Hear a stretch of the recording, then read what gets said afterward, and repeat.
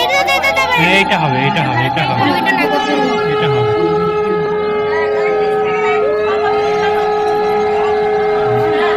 ও ও কি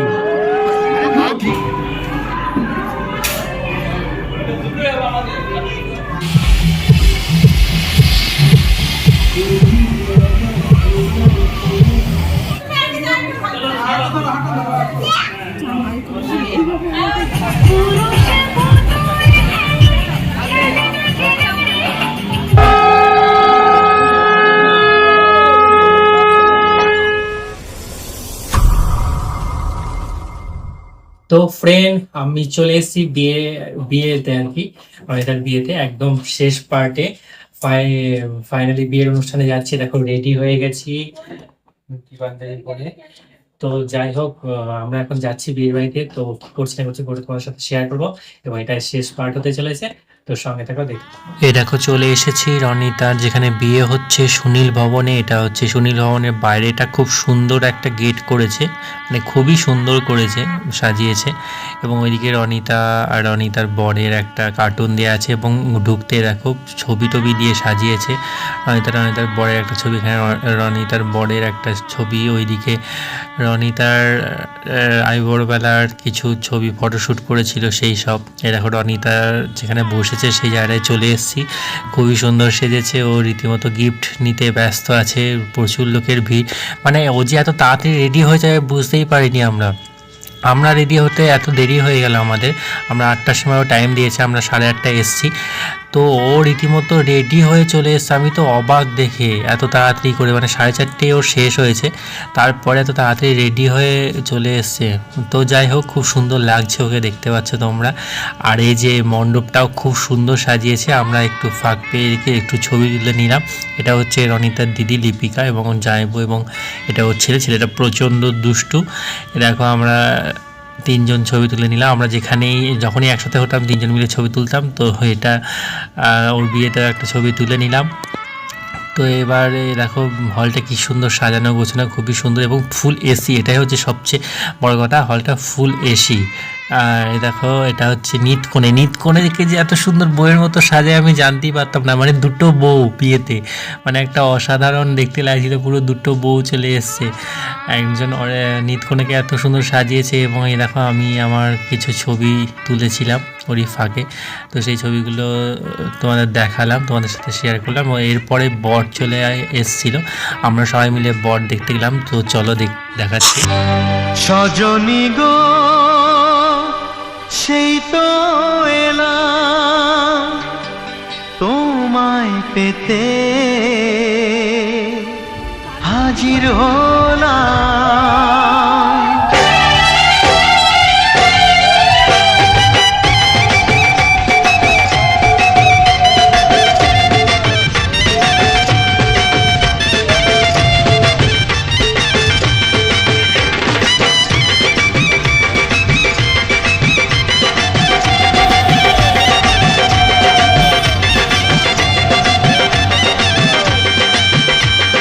চোখ তুলে দেখো না কে এসেছে,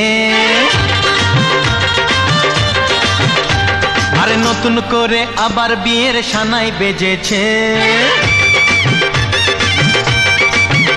আরে চোখ তুলে দেখো না কে এসেছে, নতুন করে আবার বিয়ের সানাই বেজেছে। তুলে নিয়ে যাব যখন ভালোবেসেছি, 7 পাখি বেঁধে নিয়ে যেতে এসেছি। তোমায় তুলে নিয়ে যাব যখন ভালোবেসেছি, 7 পাখি বেঁধে নিয়ে যেতে এসেছি। চোখ তুলে দেখো না কে এসেছে, নতুন করে আবার বিয়ের সানাই বেজেছে।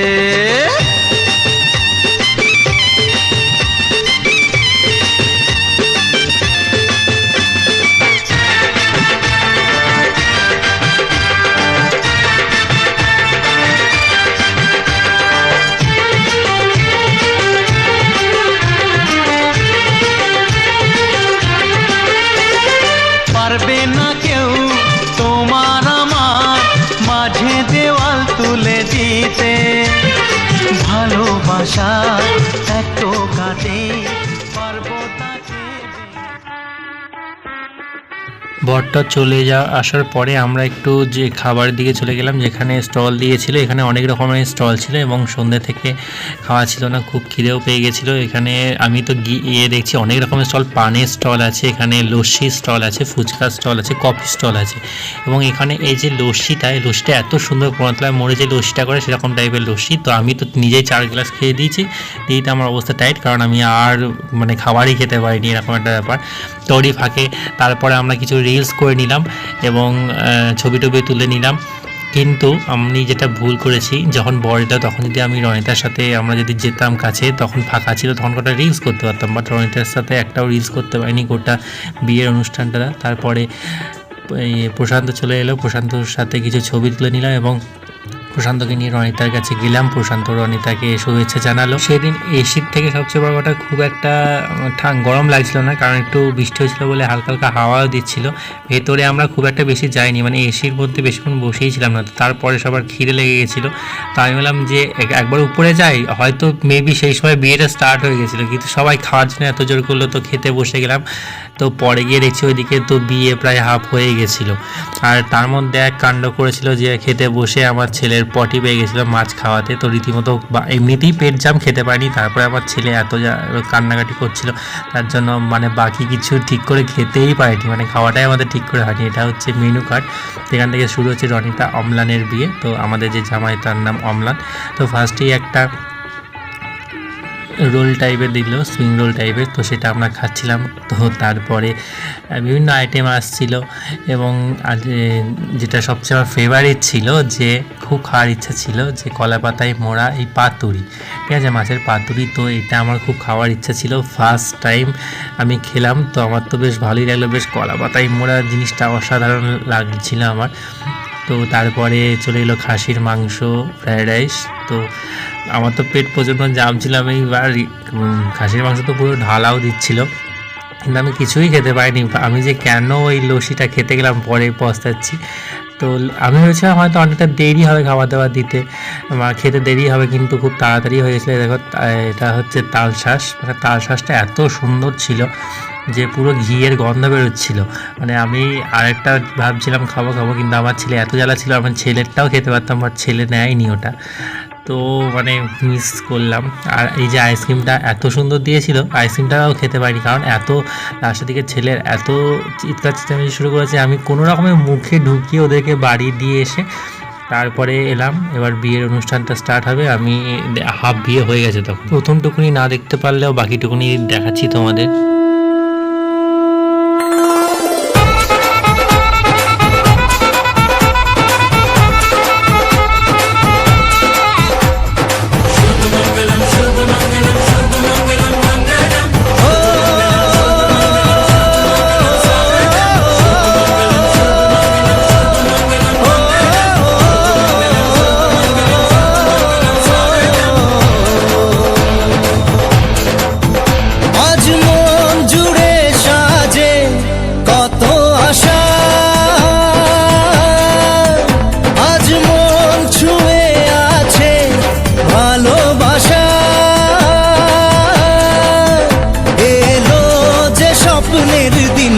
ও কাছে এলো,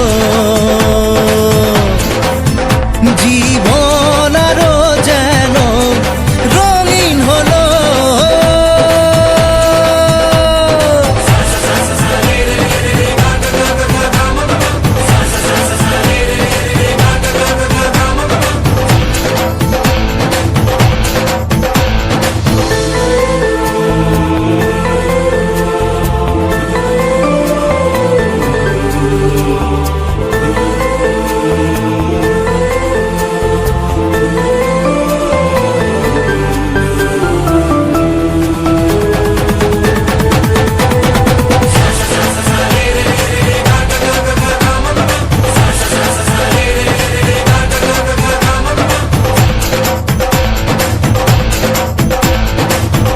কিছু সুখে এত খুশি থাকে মিশে,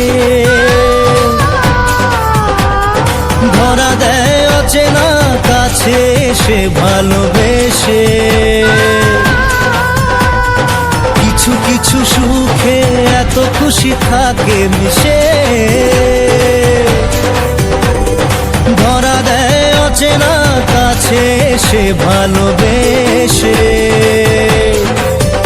আজ মন খুঁজে পেল মনের খুশি, আজ মন ফিরে পেল সুখের হাসি। এলো যে স্বপ্নের দিন ও কাছে এলো, জীবন আরো যেন রঙিন হলো।